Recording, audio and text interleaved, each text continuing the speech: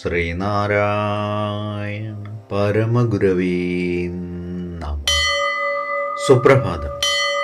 1687 ദിവസമായ ഇന്ന് 2025 ഡിസംബർ മാസം 27 ശനിയാഴ്ച, 1201 ആണ്ട് ധനുമാസം 12 ഗുരുവചനങ്ങളിലൂടെ മനുഷ്യൻ ധർമ്മതൽപരനായിരിക്കണം.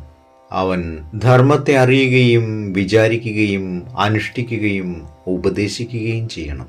അവൻ്റെ എല്ലാ പ്രവൃത്തിയും ധർമ്മമായിരിക്കണം. ധർമ്മമാണ് ലോകത്തെ നടത്തുന്നത്, ധരിക്കുന്നത്. ശ്രീനാരായണ ഗുരുദേവൻ.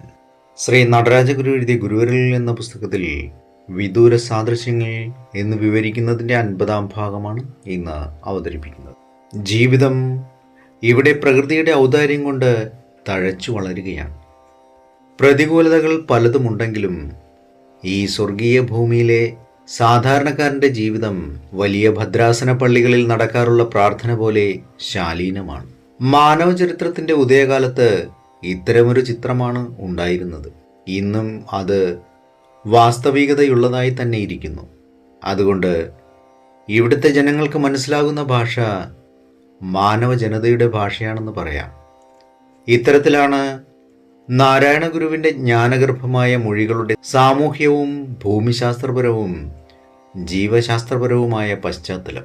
അനുകൂലമായ സാഹചര്യങ്ങളുടെ സമൃദ്ധി കൊണ്ട് മാത്രം മാനുഷിക മൂല്യങ്ങൾ സുരക്ഷിതമായി നിലനിൽക്കുകയും വൃദ്ധി പ്രാപിക്കുകയും ചെയ്യുന്ന ഒരു ഭാവഗീതം പോലെയുള്ള ഈ ചിത്രം പൂർത്തിയാകണമെങ്കിൽ മറ്റൊരു പിരി കൂടി അതിനോട് മുറുക്കി ചേർക്കണം.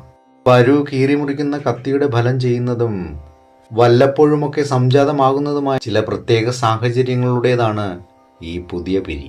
ഇവിടെ വിദൂരദേശങ്ങളിൽ നിന്നും കൂടെ കൂടെ കപ്പലുകൾ വന്നെടുക്കുമായിരുന്നു. ധനമോഹികളും നിർദ്ദയരുമായ അസാധാരണ സാഹസികരെയും കൊണ്ടാണ് ഈ കപ്പലുകൾ വരുന്നത്. ഏവർക്കും നന്മ നിറഞ്ഞൊരു സുദിനമായിരിക്കട്ടെ എന്ന് ആശംസിച്ചുകൊണ്ട് നിർത്തുന്നു. നന്ദി, നമസ്കാരം. ഗുരുധർമ്മം ജയിക്കട്ടെ. ശബ്ദം നൽകിയത് സുജീഷ് മഹേശ്വരി.